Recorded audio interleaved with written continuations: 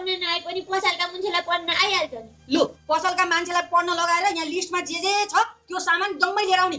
पैसा यहाँ छ, 1 रुपैयाँ हिनामिना गर्ने हैन नि।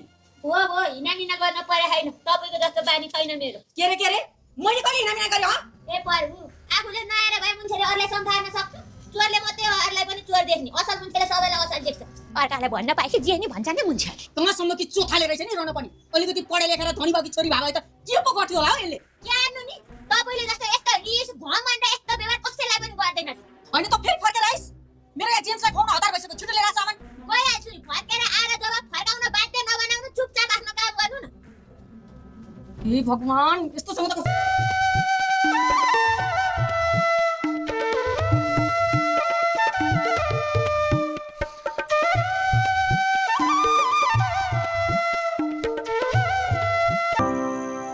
नमस्कार दर्शकबिन, फेरि पनि स्वागत छ यहाँहरूलाई मेरो च्यानलमा नयाँ हुनुहुन्छ भने च्यानललाई सब्स्क्राइब गरी भिडियो मन परेमा भिडियोलाई पनि लाइक गर्नुहोला।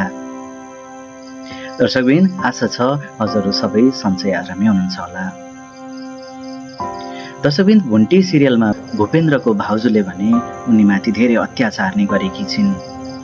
उनीलाई भन्नु नभन्नु कुराहरू भनेर उनलाई तोड्ने प्रयास गर्दैछिन्। उनले आरोप लगाउँदै भुन्टीलाई किन यसरी भूपेन्द्रको पछाडि लागेर बसिरहेकी छिस्, के पाउँछिस् तैँले यो सब गरेर, तेरो फटा बुढासँग किन अहिलेसम्म बसेकी छिस्, म भइदिएको भए त उहिले नै छोडेर गइसक्थे। भूपेन्द्रको सम्पत्ति ग्वाममा खाम्ला भनेर त भूपेन्द्रको पछि लागेर बसेकी होस् भन्दै उनले नाना थरी कुराहरू गरेर भुन्टीलाई तोड्ने प्रयास गर्छिन्। त्यही कुराहरू सोच्दै उनी अगाडि बढिरहेकी हुन्छन्। दर्शकबिन, उनी सोझादेखि नै शिरमा ढाका टोपी, आँखामा चस्मा अनि हातमा कापी किताबहरू बोकेर हिँड्दै गरेका एकजना युवकसँग ठोकिन पुग्छिन्। दर्शकबिन, यी युवक को हुन् त? र उनी भुन्टीसित ठोकिन पुग्दाखेरि भुन्टी उनको अनुहारमा हेरेको किन भइन्? लाग्छ उनीहरू एकअर्कालाई पहिलेदेखि नै चिन्छन्, उनीहरूको पहिलेदेखि नै चिनजान भएको छ। दर्शकबिन, हजुरहरूलाई के लाग्छ? आफ्नो राय भने तल कमेन्टमा लेख्न नबिर्सनुहोला। दर्शकबिन, भुन्टी र नयाँ केटा आपसमा ठोकिएर एकै ठाउँमा लड्न पुग्छन्। दर्शकबिन, उनीहरू आपसमा ठोकिएर भुइँमा एक्कासी लड्न पुग्छन्। भुन्टी भने ती केटामाथि पर्छिन् र उनले बोकेर ल्याएका सामानहरू, सागसब्जी, तरकारीहरू भुइँमा छरिएर छताछुल्ल हुन्छ।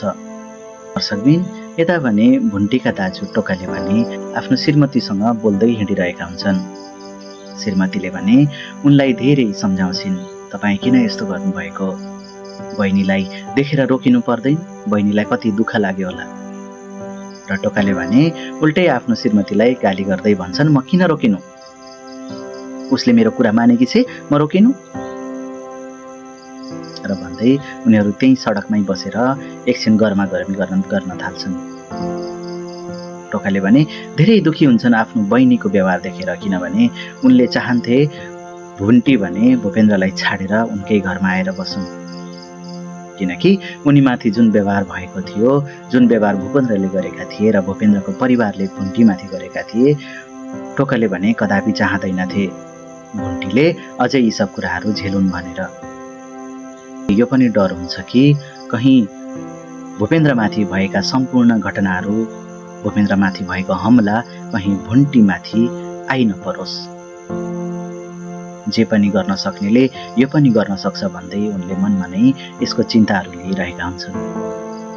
नभने हो दर्शकबिन, जसले भुन्टीको माया कहिल्यै बुझेनन् उनले आरोप पनि लगाउन सक्छन्। तेरै कारणले गर्दा मेरो यो हालत भयो भन्दै भोलि उल्टै भुन्टीलाई आरोप पनि लगाउन सक्छन्। दर्शकबिन, हजुरलाई के लाग्छ? आफ्नो सल्लाह राय भने कमेन्टमा लेख्न नबिर्सनुहोला र च्यानलमा नयाँ हुनुहुन्छ भने सब्स्क्राइब पनि गरिदिनुहोला। दर्शकबिन, भुन्टीको दिदी यानी भूपेन्द्रको भाउजूले जुन व्यवहार भुन्टीमाथि गरिरहेकी छिन् त्यो पनि कदापि सराहनीय छैन, आलोचक छ। उनले भुन्टीलाई बारम्बार तोड्ने प्रयास गरिरहेकी हुन्छन्।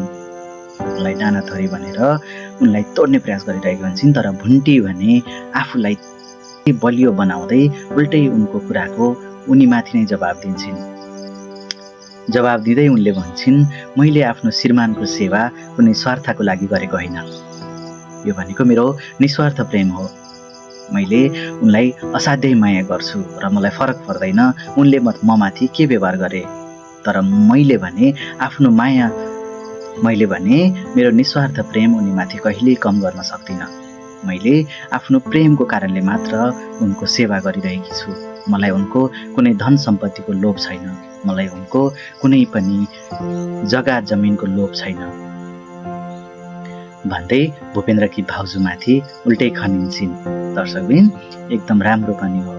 तपाईँमाथि यदि कसैले नराम्रो व्यवहार गर्छ, नराम्रो वचनहरू लगाउँछ, त्यो चाहे जो पनि होस्, तपाईँको श्रीमान होस्, तपाईँको बुबा होस्, आमा होस्, जो पनि होस्, तपाईँले अत्याचार सहनु भनेको नै तपाईँले पनि पाप गर्नु हो।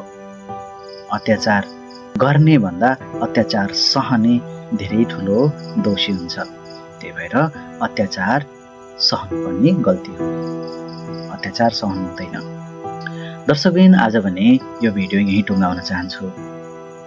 हजुरलाई भुन्टी सिरियल कस्तो लाग्छ? यदि मनपर्छ भने कमेन्टमा भुन्टी लेख्न नबिर्सनुहोला। भेट हुनेछौँ अर्को भिडियोमा। तबसम्म स्वस्थ रहनुहोला, कुशल मङ्गल रहनुहोला। धन्यवाद, नमस्कार।